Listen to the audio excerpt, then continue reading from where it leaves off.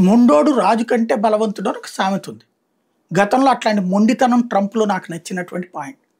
తన దేశం కోసం ఎంతకైనా తెగిస్తాడు అన్నటువంటిది. మొండోడే రాజయ్యాడక్కడ.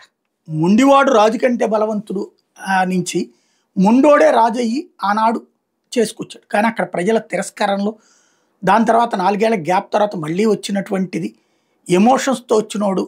ఇప్పుడు ఆ ఎమోషన్స్ అన్నిటి ఇంపాక్ట్ మెదడుని చిన్నాభిన్నం చేసిందో, చిన్న మెదడు చితికిపోయిందో, ఉన్న మెదడు కనిపించటం లేదు. చిత్ర విచిత్రమైనటువంటి వ్యాఖ్యలు చేస్తూ కమెడియన్‌గా మిగిలిపోతున్నాడు. తాజాగా మరొకసారి భారత్ పాక్ మధ్యన శాంతి నేనే అన్నాడు. మొన్న కాదన్నాడు. మళ్ళీ ఇప్పుడు అంటాడు. మళ్ళీ రేపు కాదంటాడు. ఇదే పిచ్చి మాటలు. దాంతో పాటుగా తీసుకుంటున్నటువంటి నిర్ణయాలు అంతే. ఇరాన్ మొన్నటిదాకా దాని సంగతి తేల్చేస్తామన్నాడు. పాలకుడిని మార్చేస్తామన్నాడు.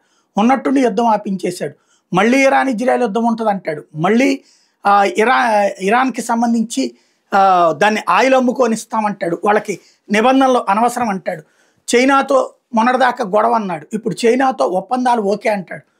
చిత్ర విచిత్రమైనటువంటి విన్యాసాలు.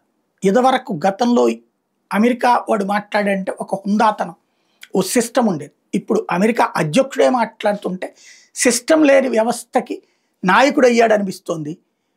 పిచ్చతనంగా కనిపిస్తోంది అనమాట. మరి ఆ పిచ్చక మందు ఏంటంటే ఏమీ ఉండదు.